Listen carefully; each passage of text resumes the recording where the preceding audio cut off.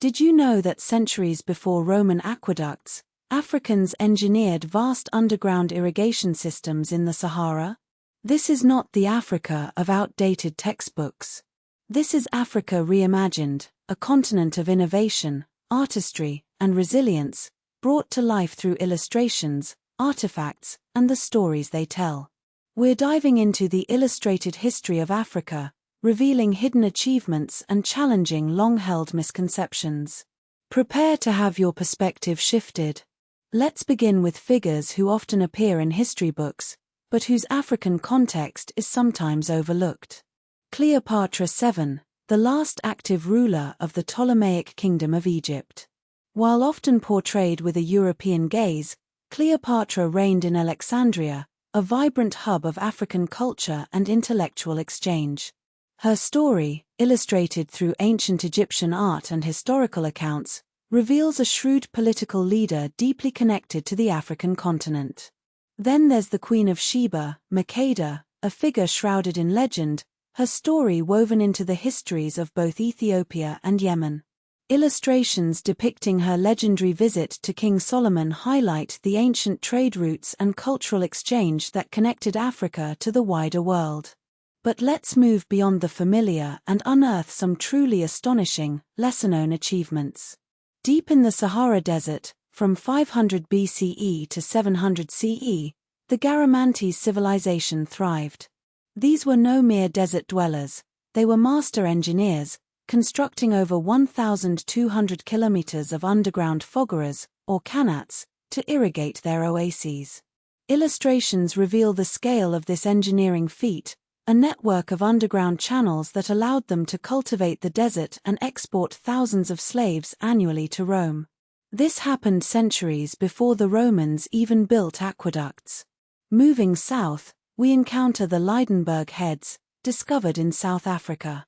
These terracotta sculptures, dating back to the 6th century CE, are the oldest examples of figurative art in southern Africa. Illustrations showcase the intricate details of these heads, providing a glimpse into the beliefs and artistic capabilities of the early Bantu-speaking communities. Consider Queen Amanirenas of the Nubian Kingdom of Kush.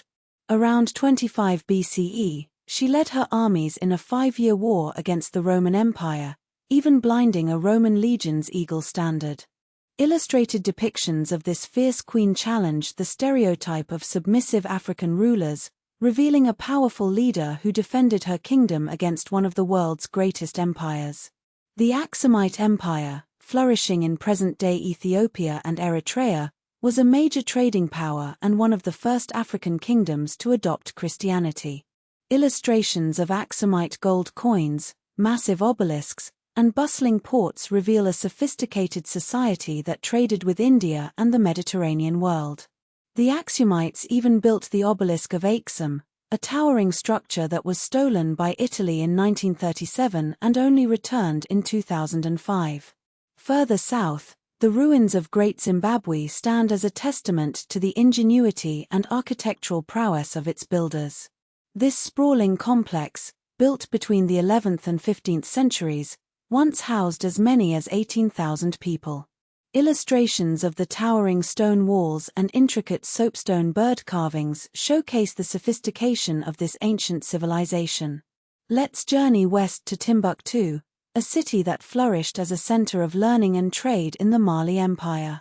The Sankore University, founded in the 12th century, attracted scholars from across Africa and the Middle East.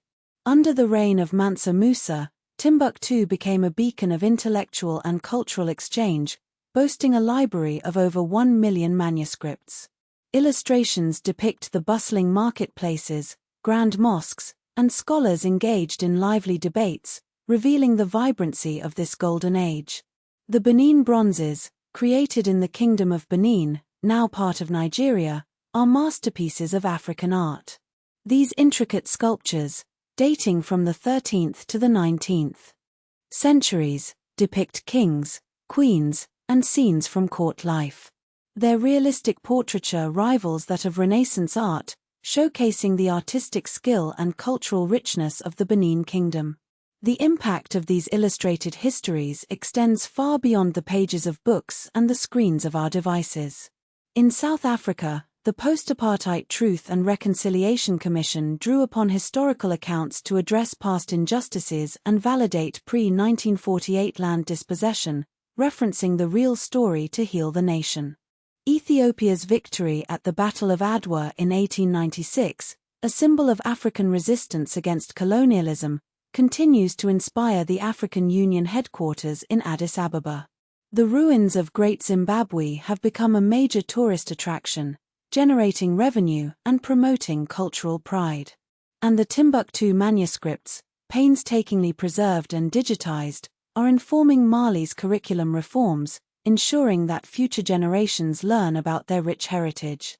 However, the illustrated history of Africa also reveals a darker side, a history of suppression and misrepresentation.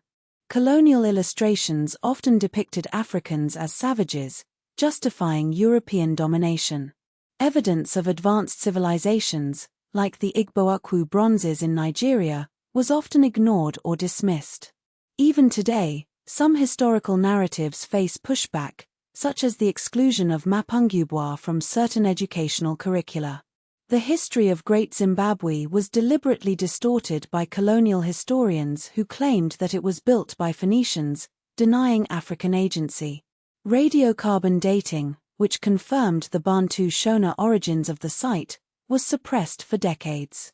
The Arab trans-Saharan slave trade, which predated the Atlantic slave trade, is often minimized, despite its devastating impact on African societies.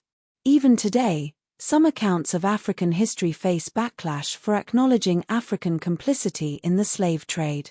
The Garamantes Fogaras, rediscovered in the early 2000s, were largely ignored until recently, due to political sensitivities.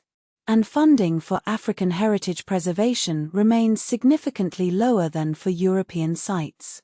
The illustrated history of Africa is a powerful tool for decolonizing our understanding of the past. By centering African voices and perspectives, these works are challenging outdated narratives and revealing the continent's true complexity and richness.